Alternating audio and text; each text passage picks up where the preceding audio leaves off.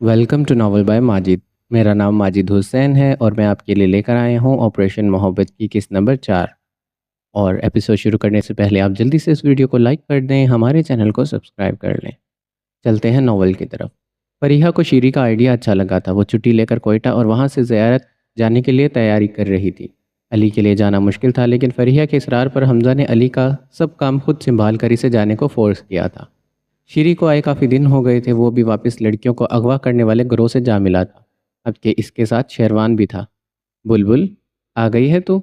चंबेली ने लहराते कहा था। वो बड़े सहन में लकड़ी वाले चूल्हे पर बैठी रोटी सेक रही थी। हाँ, आ गई हूँ, शीरी ने ताली बजाई। शेरवान पहली बार यूँ इसके साथ आया था। शीरी की हरकत देखकर इसका दिल चाहा वो ज़ोर ज़ोर से हंसे, और वो हंस भी गया था। ये कौन है? चंबेली खफा हुई थी। शीरी ने गुस्से से शेरवान को देखा। ये मेरी सहेली है, अपने इलाके से लाई हूँ मैं। शेरवान को अपनी जिन्स बदल जाने पर अफसोस हुआ था। वो दोनों अब नीचे पीढ़ी पर चंबेली के साथ ही बैठ गए। तुझे पता है, यहाँ कोई भी बीबी हाजन के बगैर मर्जी के नहीं आता, चंबेली ने शीरी के कान में कहा था। अरे तो क्यों फिक्र करती है, बीबी हाजन से मैं बात करूँगी। बड़ा करारा ठुमका लगाती है ये, शीरी ने चंबेली के कान में आहिस्ता से कहा। शेरवान ये सुन चुका था। कुत्ता, इसने दिल में कहा। क्या नाम है तेरा? चंबेली अपने ही अंदाज में गोया हुई थी। पिंकी पनभरी, नाम बताने वाला शीरी था। पिंकी तो ठीक है, ये पनभरी क्या होता है? चमेली को समझ नहीं आया था। अरे वही पनभरी जो उड़ती फिरती है। इसका नाच देखेगी तो तू भी मान जाएगी ये पनभरी है। शीरी ने शेरवान के कंधे पर हाथ मारा था और शेरवान का दिल चाहा कि वो इसका गला दबा दे। तू ही बोलती रहेगी या ये भी कुछ बोलेगी? चमेली अब रोटियां कपड़े में लपेट रही थी। बोल मेरी पिंकी पनभरी, शीरी ने इसका मजाक उड़ाया। जी हाँ, बड़ा अच्छा नाचती हूँ, शेरवान ने अदा से कहा। शीरी इसे अच्छे से ट्रेनिंग करवा कर लाया था और इसमें कोई शक नहीं था कि शेरवान शीरी से ज़्यादा लचक दिखा रहा था। अल्लाह की इस कायनात में हर चीज़ किसी खास मकसद से है। हज़रत मूसा ने दीवार पर छिपकली देखी तो अल्लाह से पूछा, ए अल्लाह, तूने छिपकली को क्यों बनाया है?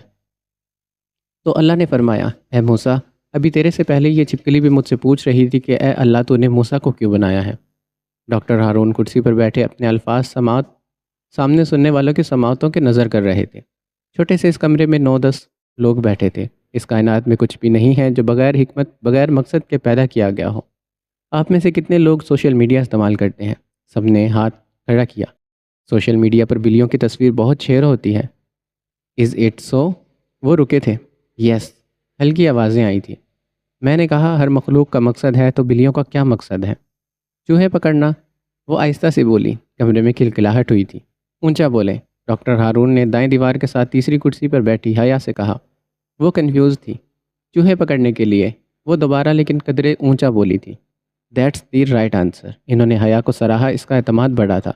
ऑस्ट्रेलिया का एक आइलैंड है, मैक्सिक मैक्यूरी आइलैंड। वहाँ बिल्लियाँ बहुत ज़्यादा हैं और वहाँ के जो समंदरी परिंदे हैं वो बिल्लियों की शिकार की वजह से कम होते जा रहे थे। फैसला किया गया बिल्लियों को इस आइलैंड से ख़त्म कर दिया जाए, और ऐसा किया भी गया। तो हुआ क्या कि आइलैंड पर खरगोश और चूहे बहुत ज़्यादा हो गए। खरगोशों ने फसल तबाह करना शुरू कर दी। तो बेटा, अगर बिल्लियाँ ना होती तो ज़मीन पर चूहे, खरगोश और दूसरे मैमल्स की आबादी बढ़ जाती। खरगोश फसलें तबाह कर देते, चूहे अनाज खा जाते। आपको पता है, एक खरगोश एक सीज़न में 100 से ज़्यादा बच्चे पैदा करता है, और एक चूहे के जोड़े से एक साल में 2000 चूहे पैदा होते हैं। और ये ही 2000 चूहे अगर 3 साल और रहें तो 500 मिलियन चूहे और पैदा हों। सबकी आंखें हैरत से फैल गई थी। गर्ज अगर बिल्लियाँ ना हों तो 1-2 साल में ही पूरी दुनिया, पूरी ज़मीन चूहों से भर जाए। वो इनको और हैरान कर रहे थे। चूहे चौनके गंदगी में रहते हैं तो इनके आसपास होने से मोहलिक बीमारियां फैलती हैं। ताउन सरे फहरिस्त है, और अगर इनकी आबादी यूं ही बढ़ती रहे तो इंसानों के लिए आज अनाज नहीं बचेगा, और हम सब भूख से मर जाएंगे। वो सांस लेने को रुके थे। सर, अगर हर चीज़ का कोई मकसद है तो चूहों का क्या मकसद है फिर? हया फिर पुरएतमाद थी। हया अब पुरएतमाद थी। I was explain this question. वो मुस्कुराए थे। बेटा, पहले तो ये कि चूहे सेवेंजर्स यानी मुर्दा खोर हैं, और दूसरा ये सोर्स हैं दूसरे जानवरों की खुराक का, सांप और मुख्तलिफ परिंदों वगैरह का। वो खामोश हो गए थे। अच्छा चलें, इससे भी छोटी मिसाल ले लेते हैं। आपने शहद की मक्खी देखी है? कितनी छोटी सी अदना सी मखलूक है। हमारे घरों में इसका शहद बड़े शौक से खाया जाता है। शिफा है इसके शहद में। क्या इस शहद की मक्खी का मकसद शहद बनाना है? डॉक्टर हारून ने पहलू बदला था। दाएं तरफ कुर्सी पर दाएं तरफ तीसरी कुर्सी पर हाथ में कॉपी पेंसिल पकड़े वो पूरी तरह से इनकी तरफ मुतवज्जा थी। बेटा, آپ کسی سپر مارکیٹ میں جائیں، وہاں موجود 1/3 فوڈ اس شہد کی مکھی کی وجہ سے ہے۔ اگر یہ مکھی نہیں ہوتی تو پولینیشن نہیں ہوتی، اور پولینیشن نہیں ہوتی تو 33% فصلیں اور 90% پودے نہ اگتے۔ اگر یہ شہد کی مکھیاں نہ ہو تو اگر یہ شہد کی مکھیاں نہ ہو یا کم ہو جائے تو ہمارا ایکو سسٹم ختم ہو جائے گا۔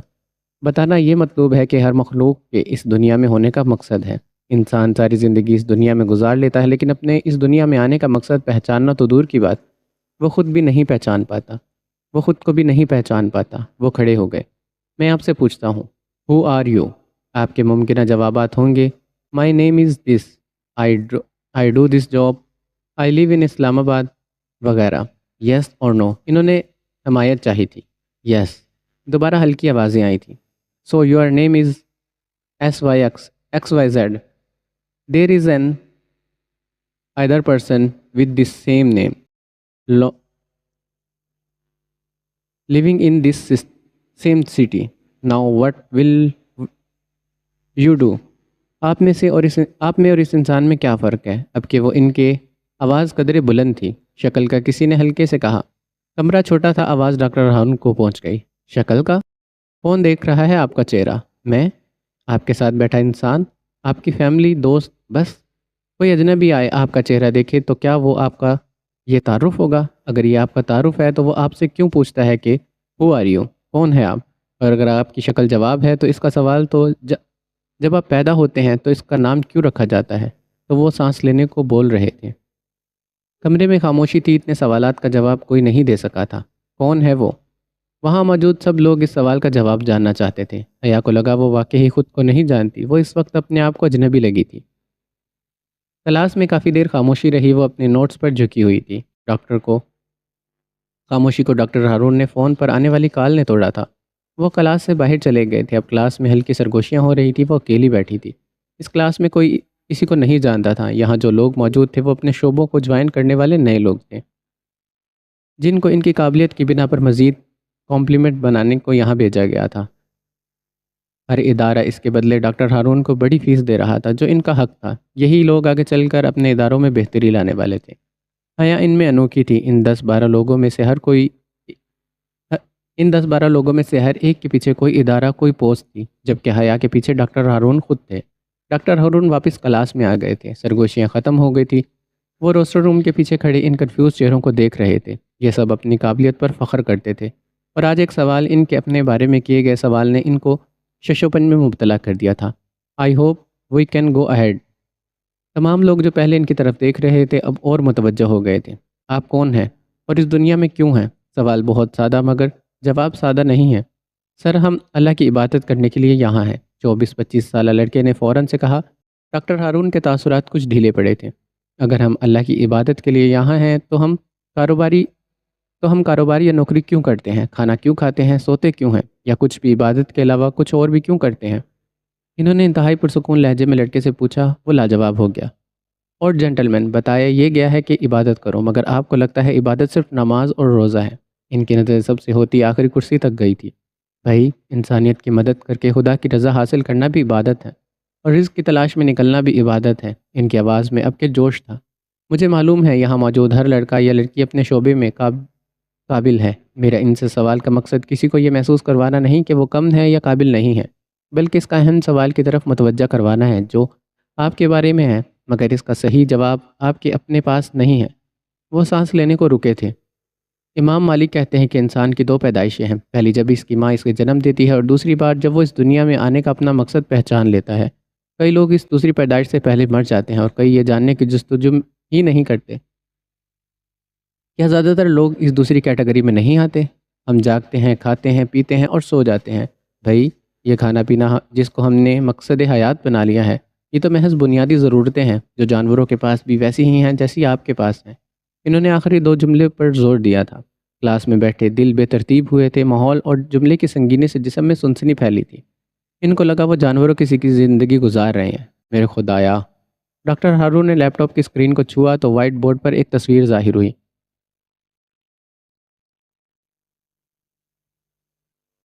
نیچے تکون کی تصویر تھی جس میں خانے بنے تھے۔ ڈاکٹر ہارون نے سب سے نیچے والے خانے کے گرد دائرہ لگایا۔ یہ ہے بنیادی ضرورت والے لوگ، ان کا زندگی گزارنے کا اصول ہے بس روٹی کپڑا مکان۔ آپ کو جان کر شدید حیرت ہوگی کہ زیادہ تر دنیا میں لوگ یہیں پر رکے ہوئے ہیں۔ تبھی اس ٹرائنگل میں جو آخری خانہ ہے یہ بڑا ہے۔ انہوں نے پہلے سے لگے دائرے پر دوبارہ سے دائرہ لگایا، اوپر آتے جائیں، خانے چھوٹے ہوتے جائیں گے، جو ظاہر کرتے ہیں کہ زیادہ تر انسان ان بنیادی ضرورت کے چکر سے ہی نہیں نکل پاتے۔ اس فزیکل نیڈز کے لیول پر اوپر جانے والے لوگ کم ہیں۔ اب سب سے اوپر آ جائیں، یہاں ایک اور دائرہ لگایا، سیلف ایکچولائزیشن۔ جناب یہ وہ لوگ ہیں جو خود کو پہچان جاتے ہیں، اپنا مقصد پہچان جاتے ہیں، اور یہ باکس اس ٹرائنگل کے نیچے کے سب باکسز سے چھوٹا ہے، جو ظاہر کرتا ہے یہاں پہنچنے والے لوگ بہت کم ہیں، اور جو پہنچ جاتا ہے وہ نیچے والی ہر ضرورت کو پیچھے چھوڑ دیتا ہے۔ ساغر صدیقی۔ وہ دوبارہ سے روسٹر روم کی طرف آئے تھے۔ میرے مرے تو کچرے کے ڈھیر پر پڑے تھے، کھانے پینے کا ہوش نہیں تھا، نشہ کرتے تھے، اور اس حالت میں بھی ایسا شعر کہتے کہ صدر ایوب خان جیسا جرنیل انڈیا میں ہونے والے ایک مشاعرے میں ان کا کلام سنتا ہے، پوچھتا ہے یہ کس کا کلام ہے؟ کہنے والا کہتا ہے آپ کے ہی ملک کا شاعر ہے۔ واپس پاکستان آتا ہے، ملنا چاہتا ہے، تحفے طوائف دے کر وزیر بھیجتا ہے، اور ساغر اس سے ملنے سے انکار کر دیتا ہے، تحفے بھی لوٹا دیتا ہے۔ ساغر کو ان کی ضرورت نہیں تھی۔ پھر جرنیل صاحب کو تشریف لاتے ہیں اور جناب نشیوں کے بیچ گھرے ایک دربار پر ان سے ملتے ہیں۔ یہ خود شناسی تھے، دھن دولت کچھ بھی نہیں، بس شاعری اندر تھی۔ ڈاکٹر ہارون نے شہادت کی انگلی دل پر رکھی۔ کلاس محبوط ہو کر ان کو سن رہی تھی۔ سما ایسا بندہ تھا کہ ڈاکٹر ہارون سانس لینے کو بھی رکتے تو کان آگے سننے کو بے چین ہو جاتے۔ اچھا ایک اور مزے کی بات، انہوں نے پہلو بدلا تھا۔ جو لوگ عام ہوتے ہیں نا، وہ خود کو منوانا جانتے ہیں، چاہتے ہیں لوگ انہیں سراہیں، پر یہ جو لوگ سیلف ایکچولائزیشن کے درجے پر پہنچتے ہیں ان میں یہ طلب نہیں ہوتی۔ ہونٹ فاتحانہ انداز میں کھنچے تھے۔ ان کو پرواہ نہیں ہوتی کہ کوئی ان کے کام کو دیکھتا ہے، سراہتا ہے یا نہیں، یہ خود مطمئن ہوتے ہیں اپنے کام سے اور خود سے۔ وہ ٹھہر ٹھہر کر کہہ رہے تھے، ان کو پیسہ دولت نہیں چاہیے ہوتا، یہ خود کو پہچانتے ہیں، اپنا مقصد پہچانتے ہیں، اور اس کام کو عبادت کی طرح کرنے لگ جاتے ہیں۔ پیسہ، وقت، حال بحال ہر چیز سے بیگانہ۔ اسی سیلف ایکچولائزیشن کی سٹیج پر پہنچنے والا مائیکل اینجیلیو تھا۔ وہ روسٹر روم سے کرسی تک آئے، بات کو آگے بڑھایا۔ یار 15 دن وہ بندہ کھڑا ہو کر پینٹنگ بناتا رہا، ہوش ہی نہیں رہا۔ 15 دن کے بعد جوتا اتارتا ہے تو پاؤں کی کھال بھی ساتھ ہی اترتی ہے۔ حیا نے جھرجھری لی۔ جو آپ کا کام ہوتا ہے نا بیٹا، وہ آپ کو تھکنے نہیں دیتا اور اٹھنے بھی نہیں دیتا، پھر کیا کھانا، کیا پینا، کیا دن اور کیا رات۔ ہم زندگی میں چھوٹے جھگڑوں پہ پڑے رہتے ہیں، بڑی جنگ نہیں لڑتے۔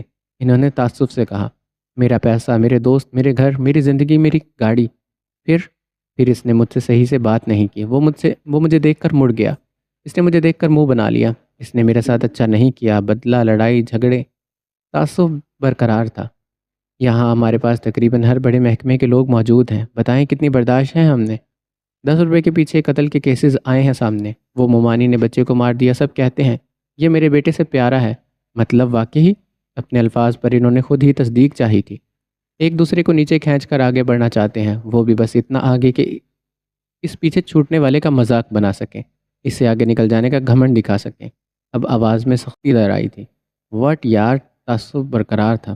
بیٹا یہ چھوٹے جھگڑے ہیں، انگوٹھے اور شہادت کی انگلی کو جوڑ کر بتایا۔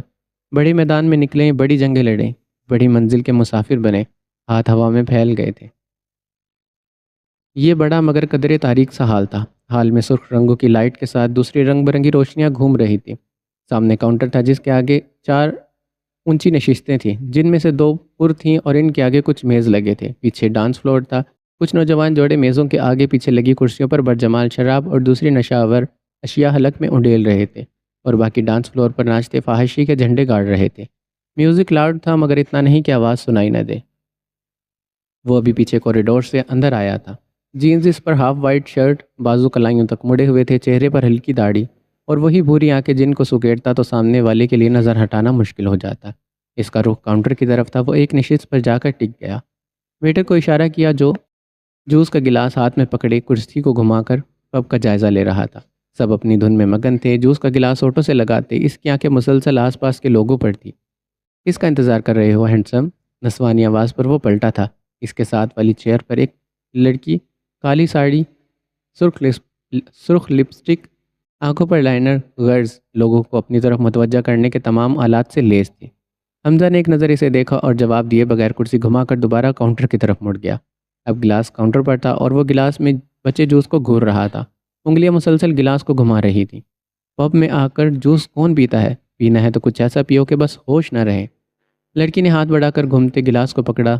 دونوں انگلیاں ٹکرائی تھیں۔ وہ فوری ریئیکٹ کرنے والوں میں سے نہیں تھا۔ اس نے گلاس چھوڑ دیا۔ اب کہ وہ دونوں بازو کاؤنٹر پر ٹکائے فون پر انگوٹھے سے ادھر ادھر سلائڈ کر رہا تھا۔ اوہ تو تم سخت لونڈے ہو۔ لڑکی نے بے تکلفی سے کاؤنٹر پر دھرے اس کے ہاتھ میں اپنا بازو ڈالا۔ حمزہ منہ بند کیے اپنے دانتوں کو زبان سے رگڑ رہا تھا۔ یہ اس کا سوچنے کا انداز تھا، مختلف اور منفرد۔ وہ مسکرا کر لڑکی کی طرف مڑا۔ مسکراتے ہوئے اس کی چھوٹی آنکھیں اور چھوٹی ہو گئی۔ لڑکی کے ہاتھ پر اس نے دوسرا ہاتھ رکھا۔ ذہن میں کوئی چہرہ ابھرا تھا۔ میں شادی شدہ ہوں۔ وہ مسکرایا اور اس کا ہاتھ اپنے بازو سے الگ کیا۔ میں بھی، لڑکی نے فخری انداز میں بتایا۔ ہاں، حمزہ نے بھویں اٹھائی۔ آئی وش میں کہہ سکتا کہ جان کر خوشی ہوئی۔ اینڈ آئی وش تمہاری بیوی اچھی ہوتی۔ وہ اچھی تھی یا بری؟ حمزہ نے سوچا اتنا جاننے کا وقت ہی کہاں ملا تھا۔ اس نے سر جھٹکا۔ تمہاری بیوی روایتی بیویوں کی طرح گھر میں فساد ڈال کر رکھتی ہوگی، کوئی کام نہیں کرتی ہوگی، خرچہ مانگتی ہوگی۔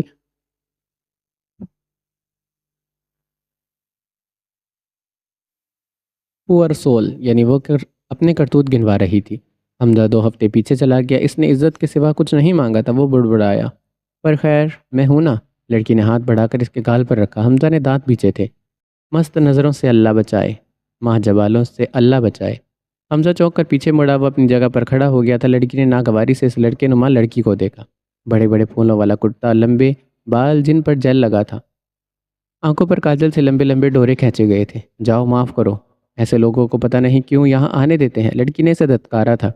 حمزہ اٹھ کر جانے والا تھا جب لڑکی نے اس کا بازو پکڑا۔ مجھے تمہارا انتظار رہے گا، اس نے ادا سے کہا تھا۔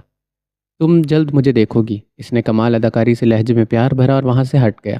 جب وہ واپس آیا تو اس کے ہاتھ میں ایک لفافہ تھا جسے سب کی نظر سے بچاتا وہ اپنی جینس کی پچھلی جیب میں ڈال رہا تھا۔ اس نے کاؤنٹر پر ایک نظر ڈالی۔ لڑکی گلاس سے گھونٹ اپنے اندر انڈیل رہی تھی۔ حمزہ نے ایک طرف سے اپنے ہونٹ طنزیہ طور پر مسکراتے کھینچے اور اسے وہیں چھوڑ کر باہر نکل گیا۔ یہ وہی مٹی کا گھر تھا جہاں شیری شیروان کو لے کر آیا تھا۔ ان کو یہاں آئے ہفتہ بھر ہو چکا تھا۔ شیروان کو یہاں یوں آنا حاجن بی بی کو کچھ خاص نہیں بھایا تھا، مگر چنانکہ وہ شیری کے توسط سے آیا تھا اور پچھلے 3 ماہ سے پورا کرنے پر اس کا شمار قابل اعتبار لوگوں میں تھا، تو وہ پی گئی۔ سیکرٹ گروپ میں اسے ایڈ کر دیا گیا۔ وہ کافی قریب سے ان لوگوں کی حرکات و سکنات دیکھ رہا تھا۔ اب کہ وہ صحن کے بجائے اندر چکور ہال نما کمرے میں تھے۔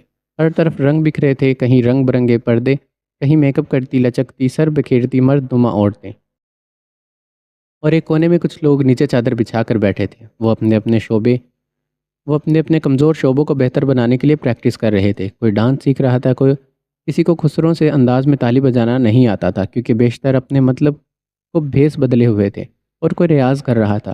کمرے کے درمیان میں ایک چھوٹا سا پلنگ تھا جس پر ایک مرد نما عورت لہنگا اور کرتی پہنے سامنے حقہ جمائے گاؤ تکیا رکھے اس سے ٹیک لگائے۔ اس کے دونوں اطراف 2 اسی طرح کے پرقدرے کم میک اپ سے آراستہ مرد نما عورتیں کھڑی تھیں۔ یہ ان خسروں کے سردار تھیں۔ پلنگ کے دوسری طرف کداور شیشہ تھا جس پر شیری اپنے لمبے مصنوعی بال اور منہ پر بہت سا میک اپ لگائے بیٹھا تھا۔ اس کے ساتھ بنٹی کھڑی تھی، اس کا میک اپ سیٹ کر رہی تھی اور ساتھ ساتھ اسے میک اپ ٹیوٹوریل کے انداز میں مختلف چیزیں سمجھا رہی تھی۔ شیری کو اس کے نام پر اعتراض تھا۔ اپنے قد و قامت کی بنا پر اسے بنٹی نہیں بنٹا ہونا چاہیے تھا۔ وہیں اس کے پاس نیچے فرش پر شیروان بیٹھا تھا۔ شیری کو اس ماحول کی عادت تھی جبکہ شیروان کا یوں تھرڈ جینڈر میں پہلا تجربہ تھا۔ اسے یہاں سب سے زیادہ جو چیز محظوظ کر رہی تھی وہ شیری کا میک اپ، ڈانس اور ہاں تقریباً نہ ہلنے والا ٹھمکا تھا۔ بلبل کیا کر رہی ہے تو؟ یہ تیسری دفعہ تجھے لپسٹک لگا رہی ہوں۔ شیری کو میک اپ تھوپتی بنٹی اور بنٹا نے اسے ناگواری سے دیکھا۔ شیروان جو پچھلے آدھے گھنٹے سے یہ میک اپ دیکھ کر بور ہو رہا تھا چونکا۔ اس کے لبوں پر ہلکی سے مسکراہٹ بکھری تھی۔ یہ خفگی تیسری بار شیری اور بنٹی کے بیچ آئی تھی۔ شیری ہونٹوں پر زبان پھیر پھیر کر ساری لپسٹک چٹ کر جاتا تھا اور بنٹی غصے سے تلملا اٹھتی اور ہر بار وہ دوبارہ نہ لگانے کا وعدہ کرتا اگلی بار پھر لپسٹک کے بس ہلکے سے نشان رہ جاتے۔ اچھا اب نہیں کرتی؟ شیری نے ہاتھ کو اپنے بالوں پر جو کہ لمبی چوٹی کی طرح اس کے کندھے سے آگے ڈھلکے تھے ہاتھ پھیرا تھا۔ بنٹی چھڑ دے سنو، میک اپ یہ پھر سیکھ لے گی۔ ابھی اسے کموں کے پاس بھیج، اس کو ٹھمکی کی پریکٹس کروائے گی۔ پلنگ پر تقریباً لیٹی بی بی حاجن نے ہاتھ اٹھا کر اسے آواز لگائی تھی۔ وہ پچھلے سال حج کر کے آئی تھی اور اسی کی خواہش پر اسے اب بی بی حاجن کا حق کر پکارا جاتا تھا۔ بنٹی نے ناک منہ چڑھایا اور ایک طرف کھولی تھی۔ نی کمو، اے ببلی دے ٹھمکے تے اے ببلی دے ٹھمکے تے بھی کام کر۔ اس نے فرش پر بیٹھی پریکٹس کرتی عورتوں میں سے ایک کو مخاطب کیا جو سب کے ناچ کو بغور دیکھ کر ریمارکس دے رہی تھی۔ ہاں تو حاجن بی بی آ جائیے بھی۔ اس نے خسروں کے ہی طرز میں ہاتھ ہوا میں اٹھا کر دوبارہ نیچے مارا تھا۔ اب یہ شیروان کے لیے مزیدار تھا۔ شیری اٹھ کر دوسرے کونے میں پڑی چٹائی کی طرف چل دی اور شیروان اس کے ساتھ ہو لیا تھا۔ بلو ٹھمکا لگا۔ دوسری طرف کوئی مردانہ کم زنانہ آواز میں گا رہا تھا، لو جی اب بلو ٹھمکا لگانے لگی ہے۔ شیروان نے شیری کے پیچھے سرگوشی کی تھی۔ شیری نے سے گھورا تھا۔ وہ جب تک یہاں اکیلا تھا وہ پرسکون تھا۔ اب ہر الٹی حرکت کا شیروان گواہ بنتا جا رہا تھا۔ بلو ٹھمکا لگا، آواز تیز ہوئی اور وہ چٹائی کے پاس پہنچ گیا۔ سانو سبنو نچا۔ یہ کمو تھی بلا شبہ۔ وہ کمال آواز کی مالک تھی یا تھا؟ شیری اور شیروان ہمیشہ اپنے آس پاس اس کم دکھنے والی مخلوق کے جنس کا فیصلہ نہیں کر پاتے تھے۔ آ جاؤ ببلی، ادھر آؤ۔ شیری کو دیکھ کر گاتے گاتے وہ رکی تھی۔ خسروں کے گول دائرے کے بیچ میں وہ ٹھمکے لگاتی تھرکتی کملا کے قدم رکے تھے۔ شیری سڑتا کڑکتا زبردستی مسکراتا آگے بڑھا تھا۔ دیکھ ببلی، ٹھمکا لگانے کے لیے دو چیزیں چاہیے ہوتی ہیں، یہ اور یہ۔ انہوں نے پہلے شیری کے ٹھمکے اور پھر دل پر ہاتھ مارا اور اس ناگہانی ہاتھ مارنے پر وہ تڑپ کر رہ گیا۔ لمکاؤ، کسی نے دل میں کہا اور اسے کسی کو شیری نے بے بسی سے دیکھا تھا۔ خیر شیری سنبھل چکا تھا اور سنجیدگی کا مظاہرہ کرتے ٹھمکا نامہ سمجھنے کی کوشش کر رہا تھا۔ کمو دوبارہ سے اسے سمجھانے لگی، کام عبادت ہوتا ہے، ہمارا کام ناچنا ہے اور اسے عبادت سمجھ کر لا حول ولا قوت۔ ان کے دو دلوں نے بیک وقت کہا تھا، چل اب کر کے دکھا۔ تھیوری کے بعد پریکٹیکل کی باری تھی۔ شیری دائرے میں جا کر کھڑا ہوا۔ ادھر کمو نے اپنے سر بکھیرے، بلو ٹھمکا لگا، اور ادھر شیری کا ٹھمکا نہیں بلکہ ٹھمکی ہلی، اور وہیں کہیں دل میں کوئی ہنسی سے لوٹ پوٹ ہو گیا۔ یہ بھی جان کو عذاب پڑ گیا ہے۔ شیری نے خفگی سے شیروان کو دیکھ کر سوچا تھا، بیچاری بلو دوسرے دل نے بھی سرگوشی کی تھی۔ میں کدھر پھنس گیا؟ شیری کا دل رویا تھا۔ اب یہ اچھا پھنسا ہے۔ دوسرا دل پرجوش تھا، کتا۔ اب ٹھمکی کو شیری نے شیروان کے منہ کے آگے لہرایا تھا۔ وہاں ہنسی تھی۔ واپس جا کر سب کچھ حرف بحرف بتانے کا جوش تھا۔ سانو سب نو نچا بلو۔ کمو بے نیازی سے گاتی جا رہی تھی اور دو مردانہ دل آپس میں سرگوشیاں کر رہے تھے۔ آسمان پر سیاہی پھیلی تھی۔ فجر کی اذان ہوئے چند منٹ گزرے تھے۔ اسلام آباد میں واقع انسٹیٹیوٹ آف سوشل سائنسز کے گرلز کالج میں ابھی سویرا نہیں ہوا تھا۔ اکا دکا لڑکیاں جاگ رہی تھیں مگر ابھی بھی بستروں میں دبکی پڑی تھی۔ ہر کمرے میں 2-3 سنگل بیڈ یعنی 2-3 لڑکیاں رکی تھیں۔ کمرہ نمبر 23 کی 2 لڑکیاں اوندے منہ سوئی ہوئی تھیں اور تیسری وہاں نہیں تھی، مگر واش روم سے پانی گرنے کی آواز آ رہی تھی۔ دروازہ کھلا، لڑکی باہر نکلی۔ کالا سوٹ جس پر نیلے رنگ کی دھاریاں تھیں، سفید دوپٹے کے چہرے کے گرد لپیٹا ہوا تھا۔ ایک نظر اوندے منہ لیٹی اپنی روم میٹس کو دیکھا، گھڑی پر نظر ڈالی اور سائڈ ٹیبل کے نیچے بنی جگہ سے جائے نماز اٹھایا، فجر کی نیت باندھی اور اللہ تعالیٰ کی حمد و ثنا میں مصروف ہو گئی۔ ابھی سجدے میں گئی تھی کہ الارم فل والیوم سے شور کرنے لگا۔ کیا فضول ٹائمنگ ہے اس الارم کی؟ سجدہ کرتی حیا ڈسٹرب ہوئی تھی۔ الارم بجتا جا رہا تھا اور آواز اونچی ہوتی جا رہی تھی۔ حیا نے سنتوں کا سلام پھیرا، اکتاہٹ سے جائے نماز چھوڑا اور الارم بند کیا، اور الارم والی کے منہ سے کمبل اتار کر پرے مارا۔ خیر ہے، آج اٹھنے کا موڈ نہیں ہے؟ اس نے لڑکی کا بازو ہلایا تھا۔ لڑکی نے کروٹ بدلی۔ وہ جنت تھی جسے بالمخصوص ڈاکٹر ہارون نے حیا کے ساتھ رہنے کو کہا تھا۔ نماز پڑھ لو۔ اس نے دوبارہ سے اس کو ہلایا۔ جب وہ نہیں ہلی تو دوبارہ جائے نماز پر جا کر کھڑی ہو گئی۔ فرض پڑھتے سلام پھیرا اور ایک نظر سوتی جنت پر ڈال کر دعا کے لیے ہاتھ بلند کیے۔ ہمیشہ کی طرح ہاتھ بلند کرتے دل میں ٹیسیں اٹھنے لگی تھی۔ ماں باپ بھائی ایک ایک کر کے سب کے چہرے آنکھوں کے سامنے آنے لگے۔ ماں کا اس کی پیدائش پر مر جانا، باپ کا اس کے سر پر ہاتھ رکھا کتنا سکون دیتا تھا، اور پھر جب ان کا اسے چھوڑ کر جانا، اور پھر بھائی پر نہ ہونے کے برابر اس کا دل بھر آیا تھا۔ تبھی ایک اور چہرہ آنکھوں کے سامنے لہرایا۔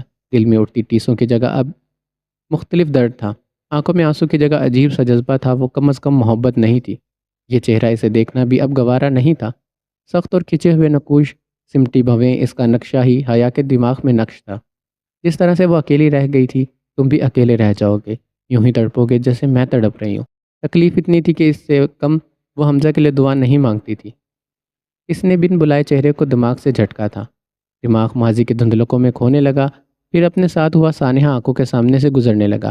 یا اللہ، میرے کون سے گناہ تھے جو یہ سب کچھ چھین لیا تو نے مجھ سے، بے اختیار اس کے منہ سے نکلا اور ایک کے بعد ایک آنسو اس کی آنکھوں سے ٹپکنے لگے۔ شکوے تیز ہو گئے، سسکی بند گئی، آواز رند گئی۔ کوئی بھی تو نہیں تھا اس کا اس دنیا میں، بس وہ تنہا تھی۔ کیا ہوا حیا؟ سب ٹھیک ہے حیا؟ کوئی اس کے ساتھ بیٹھا اسے بلا رہا تھا۔ دعائیں مانگتے کب وہ سجدے میں گر گئی اسے پتہ ہی نہیں چلا تھا۔ آنکھیں مسلتی وہ کھڑی ہوئی، بمشکل ساتھ بیٹھے وجود کو دیکھا۔ وہ اس کی روم میٹ اور کولیگ جنت تھی۔ وہ سوئی ہوئی تھی جب کسی کے رونے کی آواز پر وہ ہڑبڑا کر اٹھی۔ حیا سجدے میں گری بلند آواز سے رو رہی تھی۔ کیا ہوا؟ تم ٹھیک ہو؟ وہ متفکر انداز میں پوچھ رہی تھی۔ جنت، لوگ کیوں چھوڑ کر چلے جاتے ہیں؟ ماں بابا سب مجھے چھوڑ گئے، کسی نے نہیں سوچا میں اکیلی کیسے رہوں گی۔ جنت، سانس ٹوٹا تھا، دوبارہ نام دہرایا گیا۔ ماں باپ سب مجھے چھوڑ گئے، کسی نے نہیں سوچا میں اکیلی کیسے رہوں گی۔ جنت، سانس ٹوٹا تھا، دوبارہ نام دہرایا۔ جنت، میں نہیں، جنت مجھ سے نہیں ہوتا، اب میں تھک گئی ہوں۔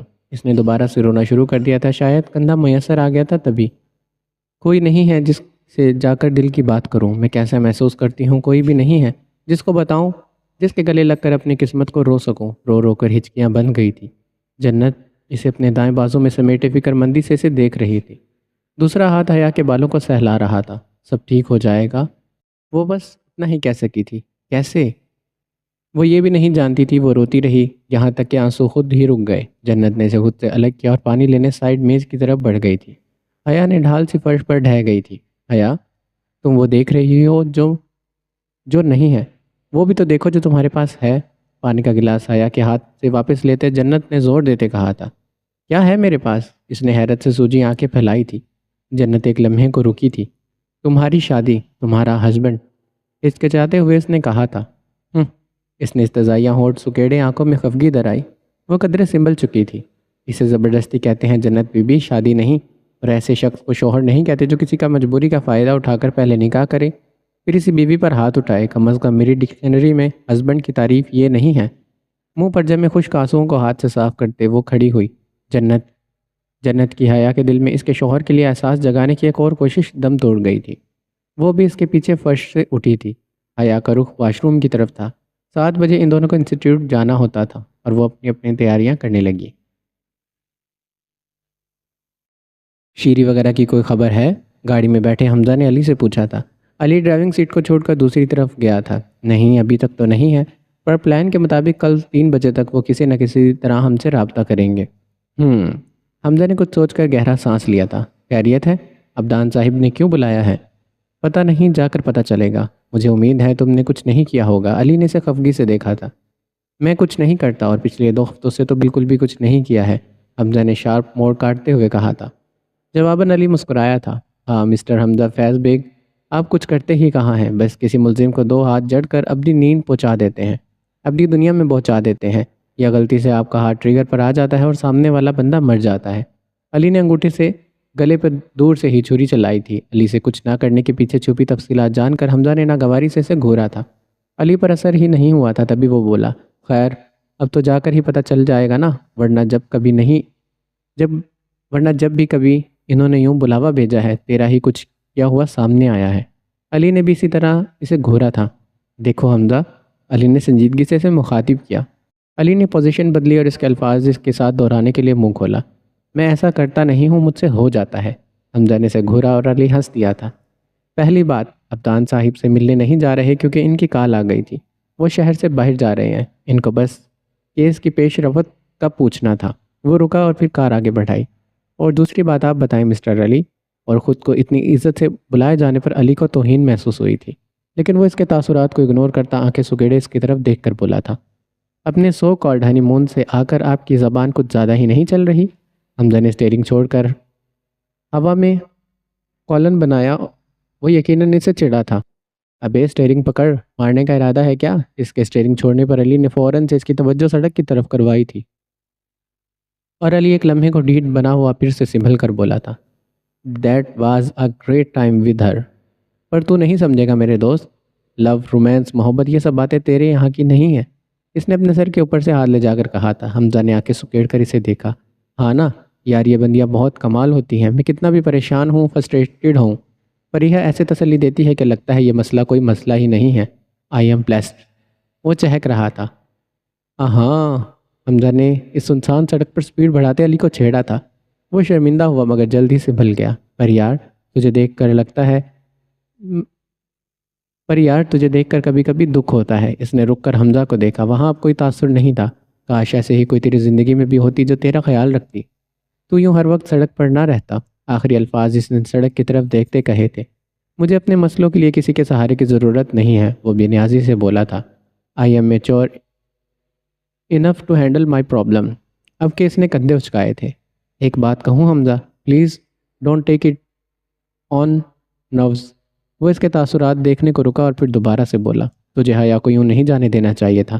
علی نے تھوڑا ہچکچاتے کہا تھا، میں نے اسے نہیں بھیجا، وہ لاپرواہی سے بولا۔ پر تیرے رویے نے اسے یوں دربدر کیا ہے، علی نے ترکی بترکی جواب دیا تھا۔ بھائی بن کر کہہ رہا ہوں، مجھے غلط مت لینا یار، کب تک اکیلا دھکے کھائے گا؟ بھی اماں بھی کب تک تیرا گھر دیکھیں گی؟ اچھی بھلی وہ لڑکی آئی تھی، اس کے ساتھ تو نے یوں کیوں کیا؟ میں نے نہیں کیا۔ وہ اب بھی بے نیاز تھا، لیکن کہیں دل میں وہ خود کو ذمہ دار سمجھ رہا تھا۔ بس کر یار، اس نے خفگی سے حمزہ کو دیکھا۔ تیرے لیے ہی کہہ رہا ہوں، زیادہ نہ صحیح پر وہ تیرا گھر دیکھتی، تیرا خیال رکھتی، تو کم از کم سکون میں رہتا۔ وہ اسے احساس دلا رہا تھا۔ نہیں، وہ آس پاس ہوتی تو میں کبھی سکون سے نہ رہتا۔ اس کے ہونے سے مجھے عجیب سا احساس ہوتا تھا، کسی کے ہونے کا۔ اس نے گاڑی سائڈ پر لگائی۔ ہاں وہ تیری بیوی ہے، احساس ہوگا، یہ رشتہ ہی ایسا ہے۔ نہیں چاہیے یہ احساس، اور ایسا کوئی نہیں۔ Now stop it please. میری خوشیاں ان رشتوں کی محتاج نہیں ہیں۔ سب کو مجھے چھوڑ کر جانا ہے۔ سب چلے جاتے ہیں اور چلے جاتے ہیں۔ وہ بھی چلی گئی تو کوئی فرق نہیں پڑتا۔ وہ بگڑ گیا تھا۔ کر لے اپنی مرضی، پر جلد تجھے احساس ہوگا۔ علی نے اس کی کسی بات کا جواب نہیں دیا تھا، اور حمزہ کی طرف سے جواب میں اسے گاڑی کے ٹائر چرچرانے کی آواز آئی۔ گاڑی دوبارہ سے سڑک پر تھی۔ انسٹیٹیوٹ میں صبح کب سے طلوع ہو چکی تھی۔ یہ ایک بڑا ہی 4 منزلہ عمارت تھی، جسے جدید طرز پر بنایا گیا تھا۔ ڈاکٹر ہارون نے اسے قریباً 30 برس پہلے بنایا تا۔ پہلے وہ اکیلے سفر پر نکلے تھے اور پھر قافلہ بنتا چلا گیا۔ یہاں اور بھی ٹرینرز، ماہر نفسیات، ماہر انسانیت اور بیہیورسٹ، ماہر کرداریت تھے، جو ملکہ ڈاکٹر ہارون کو لوگوں کے رویے پڑھنے اور زندگی کو بدلنے پر حاصل تھی۔ لوگوں کے رویے پڑھنے اور زندگی کو بدلنے پر حاصل تھی، وہ شفا کسی اور کے الفاظ میں اس قدر نہیں تھی۔ ہاں، وہ الفاظ سے دل کے دماغ کے مریضوں کو شفا دیتے تھے۔ اس وقت وہ اپنے روشن آفس میں بیٹھے کافی کے مگ سے گھونٹ گھونٹ اندر انڈیل رہے تھے۔ ان کی عمر 50 کے لگ بھگ تھی، مگر ورزش اور اچھی خوراک نے ان کو فٹ رکھا تھا۔ سفید شرٹ، ڈریس پینٹ، کلائی پر بندھی گھڑی جو قیمتی معلوم ہوتی تھی، آنکھوں پر نظر کا چشمہ اور کسی کی پشت پر لٹکا بلو کوٹ، کالی مگر روشن آنکھیں۔ وہ خوش شکل تھے اور شخصیت کے رعب نے ان کو طلسماتی کر دیا تھا۔ وہ بولتے تو سننے والے کسی شہر میں آ جاتے، جس کے پاس بیٹھ جاتے وہ محصور ہو جاتا۔ ان کی ساری تعلیمی ڈگریاں باہر کی تھی، کیونکہ ان کے نزدیک مغرب نے انسانیت میں ان سے زیادہ ترقی کی تھی۔ سامنے ایک 16-17 سال کا لڑکا پچھلے 15 منٹ سے یوں ہی خاموش ٹیبل پر پڑے ڈاکٹر ہارون کے نیم پلیٹ کو دیکھ رہا تھا۔ بھوری تختی پر سنہری حروف، ڈاکٹر ہارون، ماہر نفسیات، ماہر انسانیت۔ مگ سے آخری گھونٹ بھرا تھا۔ دونوں ہاتھ کو میز پر رکھ کر باہم ملایا اور لڑکے کو بغور دیکھا۔ وہ پریشان لگ رہا تھا۔ کس کلاس میں پڑھتے ہو؟ اس کے تاثرات کو پڑھتے سوال کیا۔ اس نے یوں ہی نظریں جھکائے جواب دیا، سیکنڈ ایئر۔ فرسٹ ایئر میں کتنے مارکس تھے؟ 481۔ اور ایک نظر اٹھی اور نظریں دوبارہ سے جھک گئی۔ F S C? وہ رکے تاکہ لڑکا اپنا مضمون بتائے، اور لڑکے نے اچک کر مکمل کیا، F S C pre medical. دونوں ہاتھ کی انگلیاں باہم پھیلاتے ہاتھ سر کے نیچے رکھے، کرسی سے نیچے ٹیک لگائی اور آنکھیں بند کر لی۔ چند لمحے یوں ہی گزر گئے۔ لڑکے نے بے چینی سے پہلو بدلا تھا۔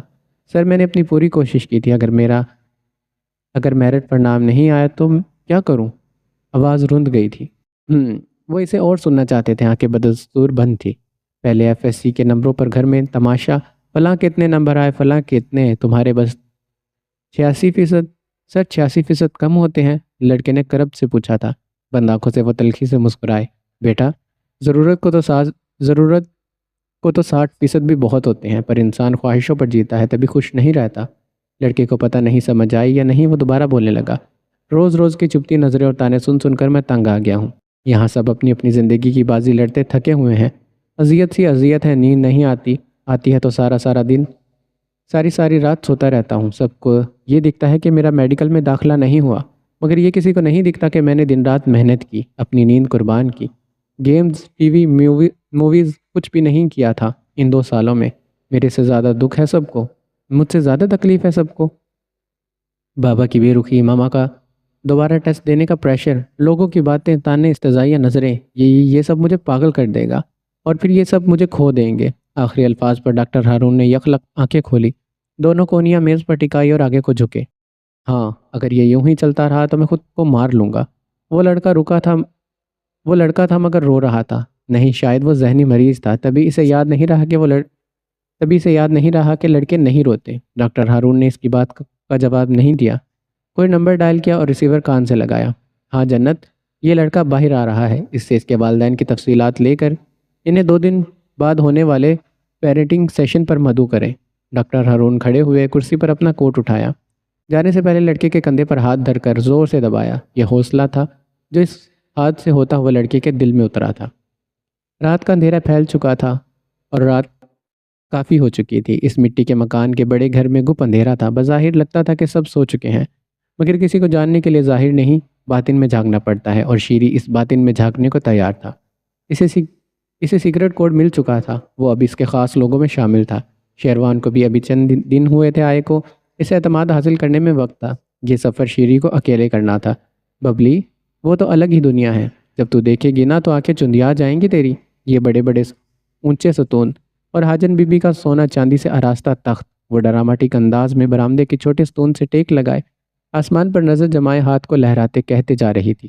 چمیلی پچھلے 15 منٹ سے شیری کو یہ محل نامہ سنا رہی تھی جہاں 2 دن کے بعد شیری کو جانا تھا۔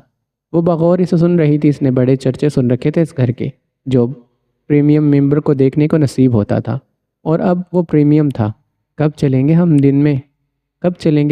دن میں؟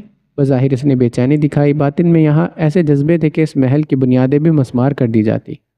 اوہو، اس نے خفگی سے دیکھا۔ دن میں نہیں، دوسرے پہر جب دنیا سو جائے گی تب وہ محل جاگے گا۔ اس نے بے خودی کسی کیفیت میں ایک ہاتھ اپنے کولہے اور دوسرے ہاتھ کو ہوا میں گھماتے ایک قدم بڑھایا تھا۔ وہ محل واقعی اتنا خوبصورت تھا، یہ چنبیلی بڑھا چڑھا کر بتا رہی تھی۔ شیری نے سر جھٹکا۔ گاڑی پر جائیں گے؟ اس نے پوچھا، مگر چنبیلی کے بے ساختہ ہنسنے پر وہ شرمندہ ہوا۔ پیدل جائیں گے میری جان، پیدل، ٹک ٹک۔ اس نے ہاتھ الٹا کیا اور چلنے کے سے انداز میں 2 انگلیاں ہوا میں آگے بڑھائی، اور زیادہ ہی ڈرامائی ہو رہی تھی۔ شیری کو کفت ہوئی تھی۔ وہ جواب دیے بغیر اسے اس کی ڈرامائی دنیا میں چھوڑ کر اپنے بستر کی طرف بڑھا تھا۔ کل اسے حمزہ سے رابطہ کرنا تھا۔ حمزہ، تم آرام سے بیٹھ جاؤ، ہم کوشش کر رہے ہیں، جلد ان سے رابطہ ہو جائے گا۔ علی نے لیپ ٹاپ سے سر اٹھایا۔ وہ بیسمنٹ میں پچھلے 1.5 گھنٹے سے یوں ہی ادھر ادھر ٹہل رہا تھا۔ آج ہفتہ ہو چکا تھا مگر شیری اور شیروان کی طرف سے کوئی رابطہ نہیں ہوا تھا۔ کب ہوگا رابطہ؟ ان کو بدھ کو ہم سے کانٹیکٹ کرنا چاہیے تھا۔ آج اتوار ہے۔ اگر یہ لاپرواہی ہے تو ان کا ایک ساتھ آخری کیس ہے، وہ بگڑا ہوا تھا، یا پھر زندگی کا آخری کیس۔ وہ غصے اور بے بسی کسی کیفیت میں بڑبڑایا تھا۔ شیری جتنا لاپرواہ صحیح، لیکن کام کے معاملے میں وہ غیر سنجیدہ نہیں ہوتا تھا، اور یہی چیز حمزہ کو کھٹک رہی تھی۔ ہونا ہو وہ مصیبت میں تھے، مگر پلان میں کوئی ہول نہیں تھا، کہیں سے بھی کچھ غلط نہیں ہو سکتا تھا۔ وہ پکڑے نہیں جا سکتے تھے۔ پھر رابطہ کیوں نہیں ہو پا رہا؟ ہر گزرتے لمحے کے ساتھ ان کی پریشانی بڑھتی جا رہی تھی۔ میز کے ارد گرد باقی لوگ بیٹھے کسی کے ساتھ کانٹیکٹ کرنے کی کوشش کر رہے تھے۔ حمزہ بے چین تھا۔ وہ دوبارہ سربراہی کرسی پر آ بیٹھا تھا۔ پتہ نہیں کیا کر رہے ہو تم لوگ اتنے دنوں سے، وہ اب ان پر برس پڑا تھا۔ تم سب کو کسی قابلیت کی بنا پر میں نے ساتھ جوڑے رکھا ہے، ورنہ نہ تم پولیس کے شعبے سے ہو، نہ کسی ایجنسی سے۔ اگر تم لوگوں کی دیر کی وجہ سے شیری کو کچھ ہوا تو اپنی قابلیت سے میں تم لوگوں دفع ہو سکتے ہو۔ اسے ہائپر اٹیک ہوا تھا، ہاتھ کی رگیں پھولی تھی۔ اس نے شہادت اور درمیانی انگلی کو ملا کر بھووں کے درمیان پھولتی رگ کو مسلا تھا۔ گلے میں گلٹی بھر کر معدوم ہوئی تھی۔ سب حیرت سے اسے دیکھ رہے تھے۔ حمزہ سلو بولنے والا بندہ تھا۔ اسے چیختے ہوئے کبھی کسی نے نہیں دیکھا تھا، اور جنہوں نے دیکھا تھا وہ یقین نہیں کر سکتے تھے کہ یہ وہی حمزہ ہے۔ یہ حمزہ اس پرسکون ٹھہر ٹھہر کر بولنے والے حمزہ سے مختلف تھا۔ وہ حمزہ یہاں میز پر موجود ہر شخص کو آن کرتا تھا۔ یہ اس کی فیملی تھے، مگر یہ حمزہ خود غرض تھا۔ اسے شیری کے ساتھ گئے شیروان کی بھی پرواہ نہیں تھی۔ سب کو اپنی طرف دیکھتے پا کر وہ ان کو نظر انداز کرتا اٹھا اور واش روم کی طرف بڑھا تھا۔ اندر جا کر چٹخنی لگائی۔ اس کا دماغ کام نہیں کر رہا تھا۔ اس نے بند آنکھوں سے گہرے سانس اندر کھینچے، نل کھولا، پانی کے چھینٹے خود پر مارے اور خود کو نارمل کرنے کی کوشش کر رہا تھا۔ جب باہر آیا تو سب دوبارہ سے مصروف تھے۔ حمزہ کا پہلی بار ان پر یوں چیخنا وہ برداشت کر سکتے تھے، وہ اچھا آدمی تھا، مگر اس وقت پریشان تھا، وہ بس اتنا ہی سوچ سکے۔ حمزہ دوبارہ سے کرسی پر بیٹھ گیا۔ پلان کیا ہے؟ اس نے توقف کر کے پوچھا تھا، لہجہ قدرے دھیما تھا مگر لہجے کی سختی آیا تھی۔ یہی کہ وہ جا کر 3 دن کے بعد ہم سے رابطہ کریں گے، زاویان نے آگے جھکتے کہا تھا۔ رابطہ کیا؟ رابطہ کیا؟ اس نے یوں پوچھا جیسے وہ خود نہیں جانتا تھا۔ ایک دو لوگوں نے گردن نفی میں ہلائی تھی۔ اس نے کسی کے بولنے کا انتظار نہیں کیا۔ Plan be? اس نے زاویان پر نظریں جمائیں۔ شیروان کسی بہانے وہاں سے نکل آئے گا، اس نے سرسری انداز میں پلان بی دہرایا تھا۔ اور یہ دونوں کام 3 سے 4 دن کے اندر ہو جانے چاہیے تھے، نہیں ہوئے۔ آواز کرخت اور قدرے بلند ہو گئی تھی۔ اب اس کا دماغ پھر کسی رفتار سے دوڑ رہا تھا۔ مجھے معلوم ہے اب ہمیں کیا کرنا ہے۔ انتظار، 1 دن اور انتظار۔ اس نے کچھ سوچ کر میز پر ہاتھ مارا اور اٹھ کر بیسمنٹ کی سیڑھیاں چڑھتا اوپر آ گیا تھا۔ رات کا تیسرا پہر تھا، ہوا باہر تیز تھی۔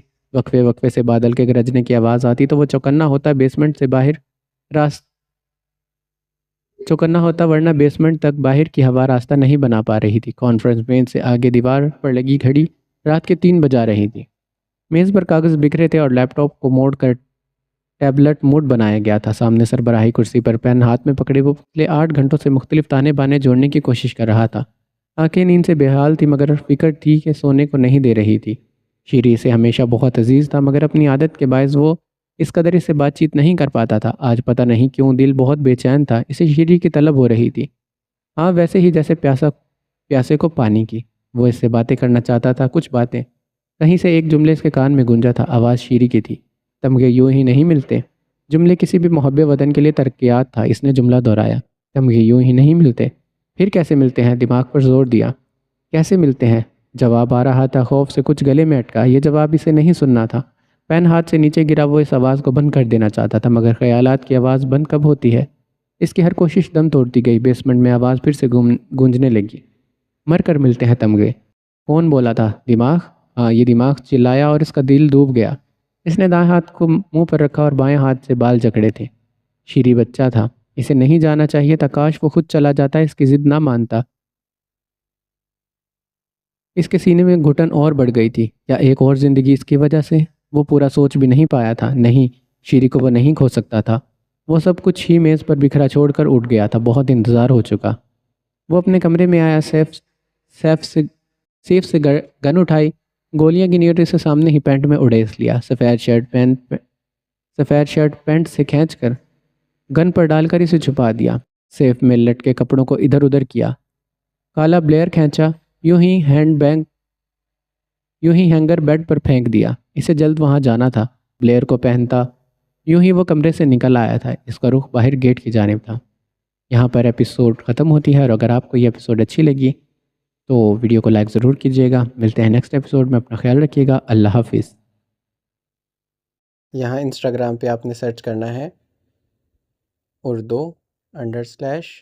_ناول اور اس کو سرچ کر لینا ہے۔ یہاں پر اکاؤنٹس میں یہ والا میرا اکاؤنٹ ہے، تو آپ نے اس کو فالو کر لینا ہے، اور جس بھی ناول کو سجیسٹ کرنا ہے آپ نے مجھے ادھر بتانا ہے۔